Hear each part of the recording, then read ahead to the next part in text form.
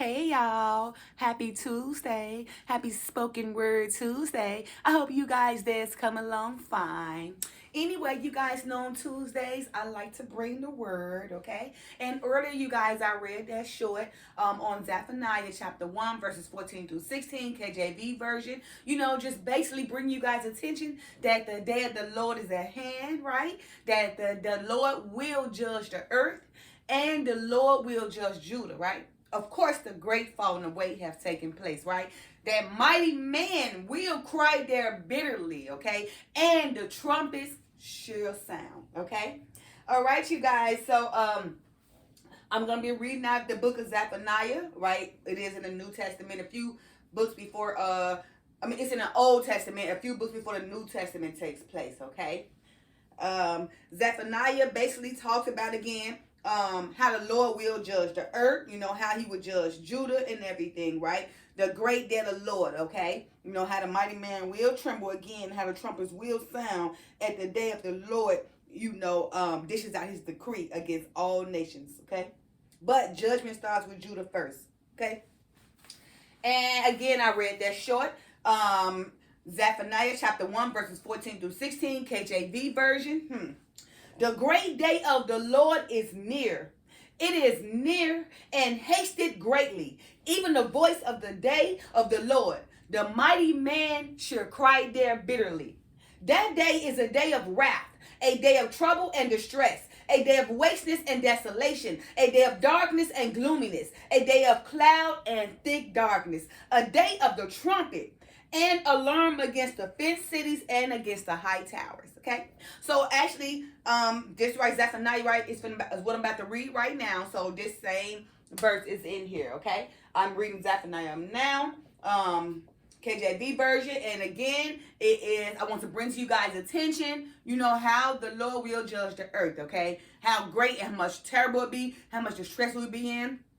So if you're not prepared, hey, I would beg that you do get prepared, because like he said, let's just hope it's not Sabbath and the woman is not travailing in labor when he take place, okay? All right, you guys, the book of Zephaniah, chapter 1, verse KJV version. The Lord will judge the earth. Verse 1. The word of the Lord which came unto Zephaniah, the son of Cushi, the son of Gedaliah, the son of Amariah, the son of Hezekiah, in the days of Josiah, the son of Ammon, king of Judah. So what I just read you guys was basically the kings of Judah, the fathers, the ancient fathers, who all begat Josiah, okay?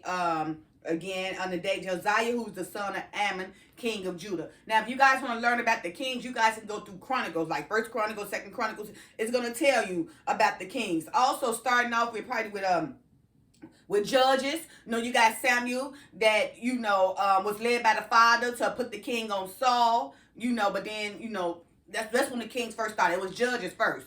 The Judges was, basically judging over Israel. But then Israel wanted the king. So then Samuel anointed Saul at the hands of the father.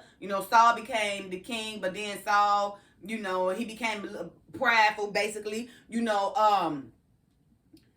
We tried to kill David because David had also became a king after Saul, because the people saw how David done more works than Saul. Basically, they said that, and they would sing the song that Saul was killing thousands of people and David was killing 10,000 people, which caused Saul to get jealous of David and to become after David to try to kill David.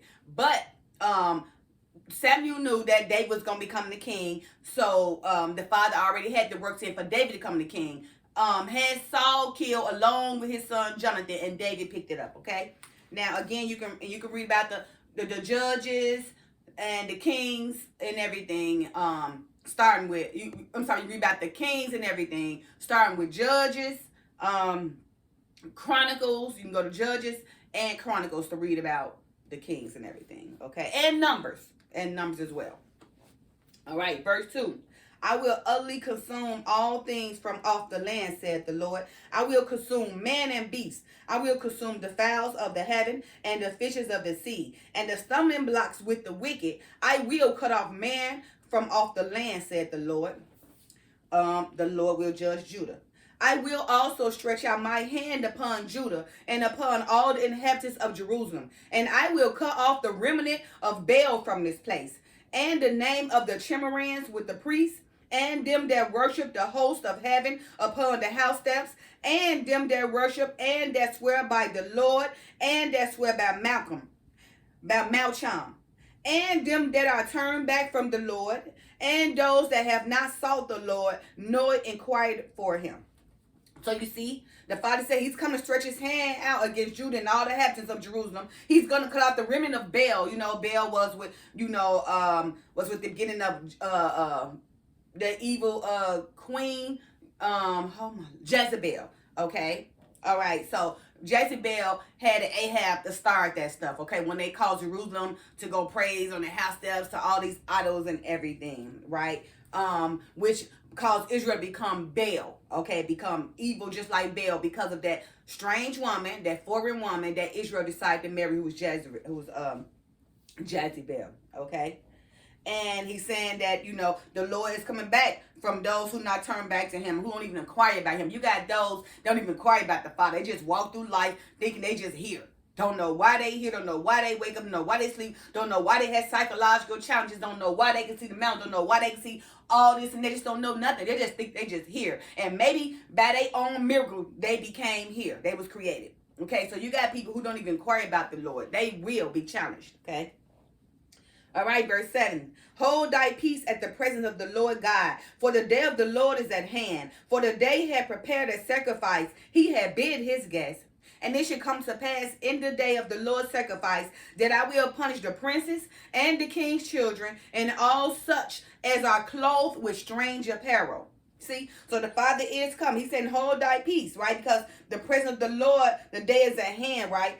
He had prepared sacrifices and he bid his guests. He already challenged and bid and everything, right? Now, it should come to pass that the Lord's sacrifices, it will cause him to punish his princes and everything, and the king's children, and those who are clothed in such strange apparel.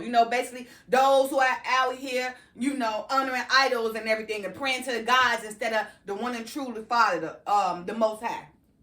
Okay. Verse 9, in the same day also will I punish all those that leap on the threshold, which fill their master's house with violence and deceit. And it shall come to pass in that day, saith the Lord, that there shall be the noise of a cry from the fish gate, and an howling from the second, and a great crashing from the hills. Howl, ye inhabitants of Maktash, for all the merchant people are cut down. All they that bear silver are cut off. And it shall come to pass at that time that I will search Jerusalem with candles, and punish the men that are settled on their lees, that say in their heart, the Lord will not do good, neither will he do evil. Therefore their God shall become a booty, and their houses a desolation. They shall also build houses, but not inhabit them. And they shall plant vineyards, but not drink the wine thereof.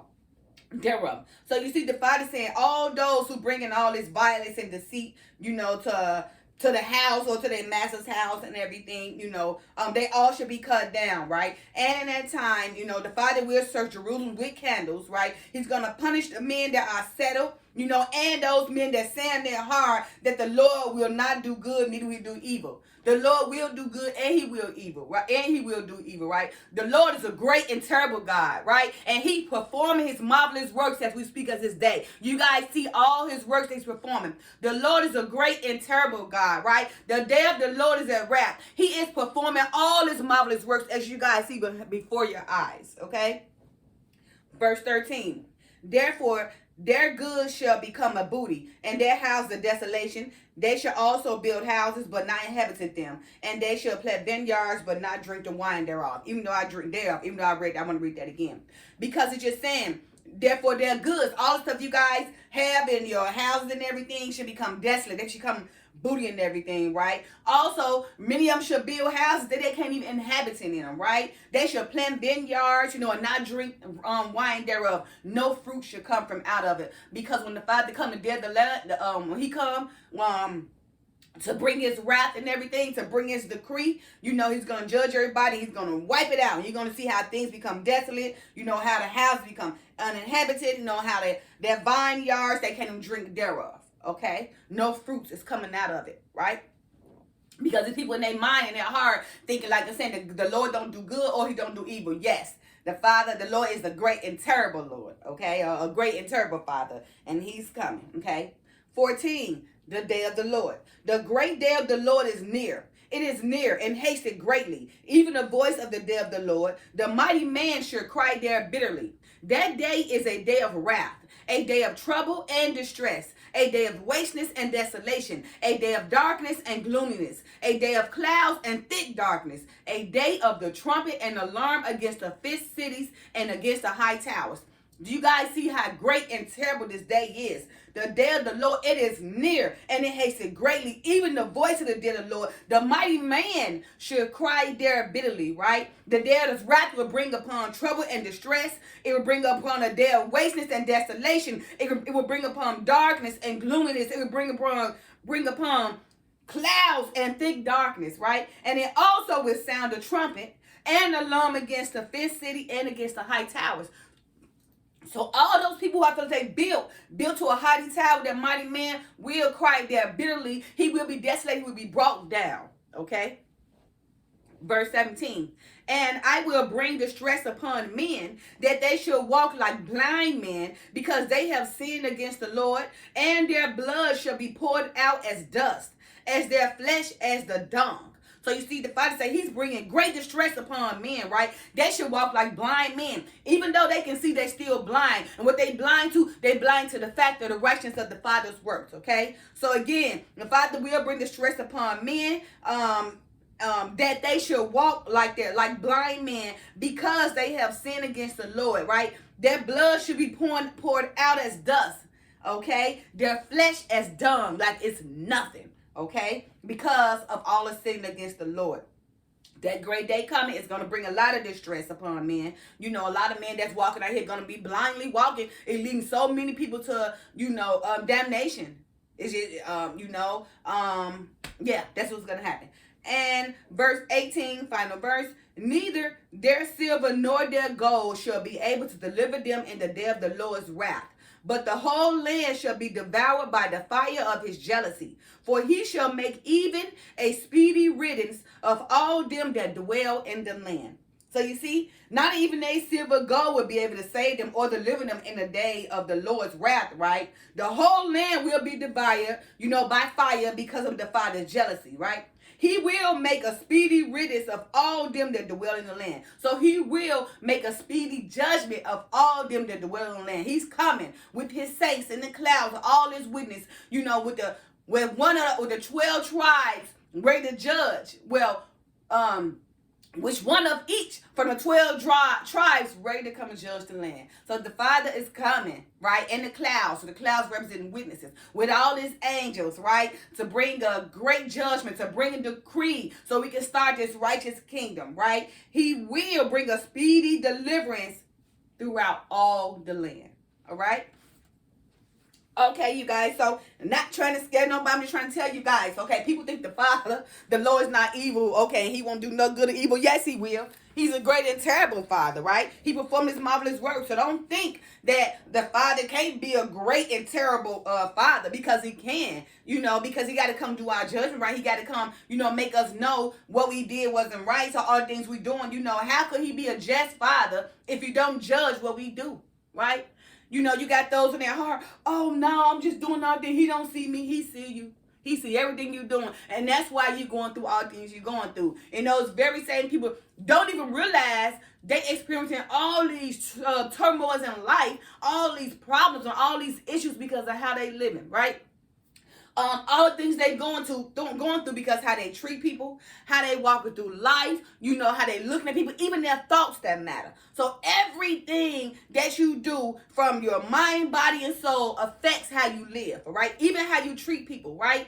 It affects how you grow, how you become, how you age, right? Everything, because you can see somebody 90 years old, still walking, still can drop it like it's hot and go all the way down and come back up, right? At 90, and you wonder how this person doing this, because that person lived Biblically, more than likely, even though you might not know, but that person laid back, because the Father says separate yourself. That person laid back, stayed vigilant, watched everything, observed everything to see how the world, but that person endured to the end.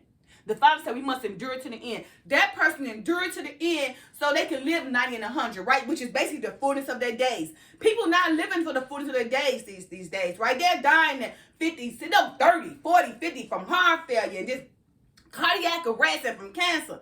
Do y'all see how crazy this is? And y'all don't think it's a cause and effect. Y'all don't think that why these people is dropping dead this early age, that is a cause and effect. Read between the lines. So many people are asleep. They don't even understand. People just walking and just falling.